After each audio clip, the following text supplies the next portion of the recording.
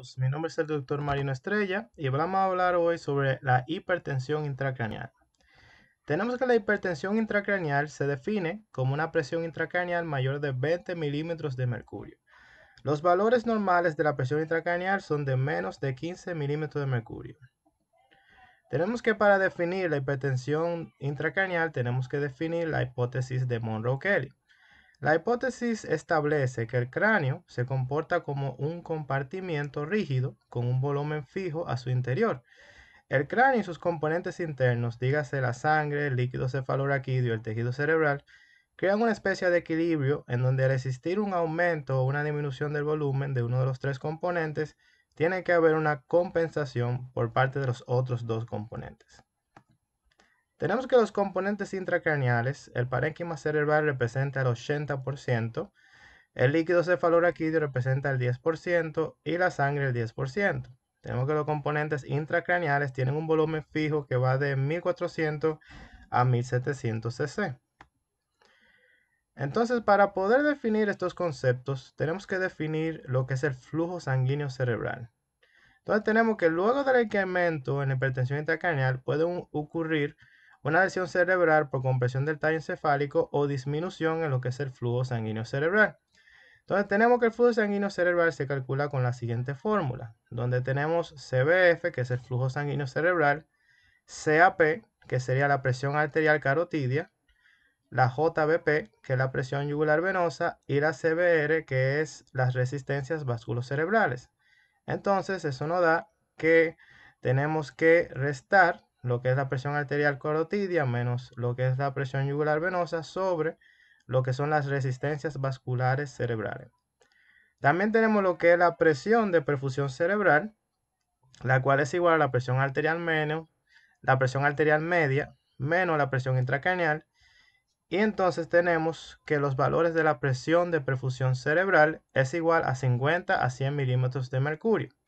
Cuando hay hidrocefalia y hay masa ocupante de espacio, la presión intracraneal aumenta y la presión de perfusión cerebral disminuye. Mientras que cuando tenemos la presión de perfusión cerebral por encima de 150 milímetros de mercurio, puede ocurrir una encefalopatía hipertensiva y un edema cerebral.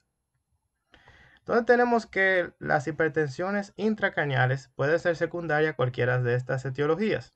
Tenemos que puede ser secundario a trauma, o sea, puede ser secundario a un hematoma epidural, un hematoma subdural, a una lesión axonal difusa, pero también puede ser secundario a infecciones como encefalitis, meningitis, abscesos cerebrales, puede ser secundario a accidentes cerebrovasculares isquémicos, a tumores cerebrales, vasculitis, hidrocefalias, encefalopatía hipertensiva y puede ser secundario también a la hipertensión intracraneal idiopática o el pseudotumor cerebral.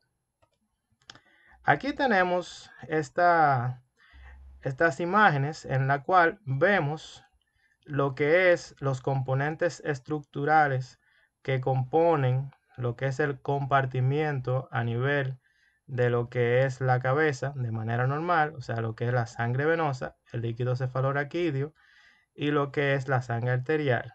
Entonces, tenemos que aquí lo que está de color verde es el líquido cefalorraquídeo, lo que está de color azul es la sangre venosa, lo que está de color amarillo es la sangre arterial y lo que está de color morado es el cerebro.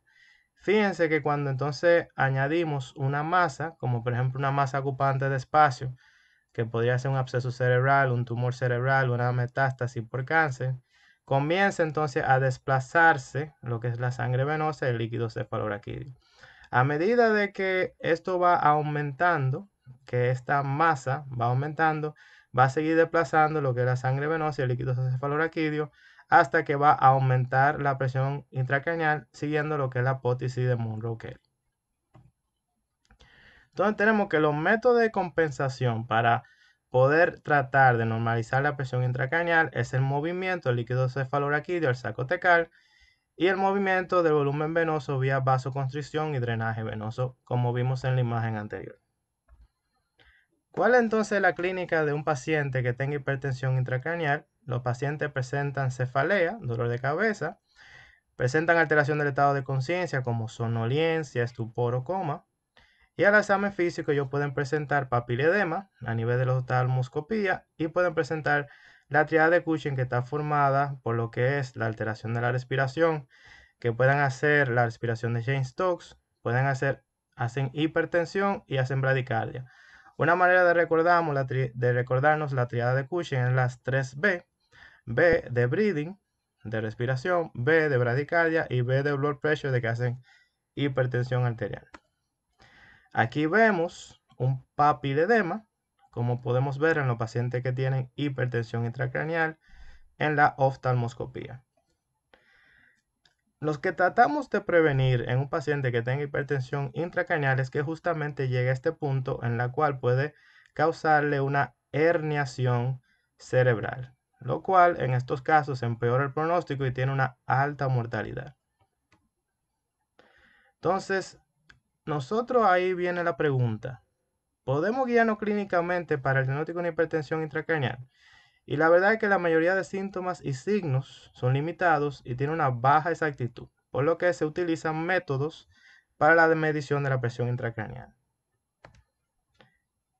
Las indicaciones para el monitoreo de la presión intracraneal son los pacientes que tengan una sospecha de aumento de presión intracraneal, como triada de Cushing, papiledema, como vimos anteriormente, y pacientes que tienen coma, que tengan un Glasgow menor de 8. Los pacientes que tienen hipertensión intracraneal tienen estos hallazgos tomográficos que lo sugieren, como es la desviación de la línea media, la presencia de masa ocupante de espacio o el borramiento de las cisternas basilares. Aún así, hay un 10 a 15% de los pacientes que pueden presentar aumento de la presión intracraneal sin tener cambios tomográficos.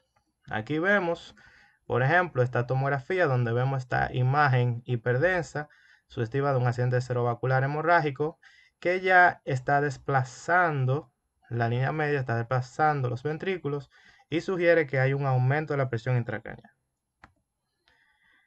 ¿Qué nosotros utilizamos para monitorizar lo que es la presión intracraneal? Utilizamos lo que son las monitorizaciones invasivas. Aquí tenemos la intraventricular, que es considerada la gold standard. Tenemos la intraparenquimatosa, la subaracnoidea y la epidural.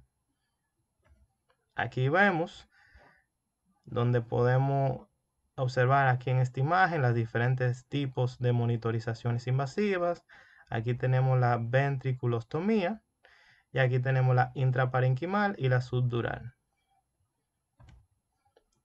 Entre los monitoreos no invasivos para la presión intracraneal tenemos los Doppler transcraneales, la sonografía ocular, el análisis de resonancia tisular, la presión intraocular y el movimiento de la membrana timpánica.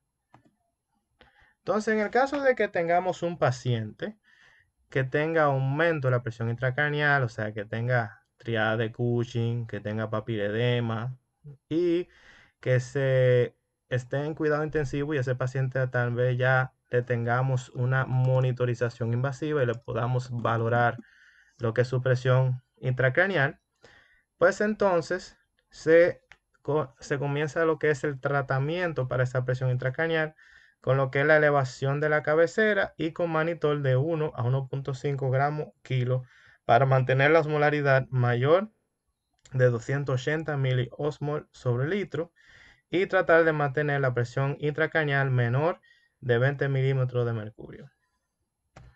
Pues muchas gracias, hasta aquí mi presentación y nos veremos en otro video.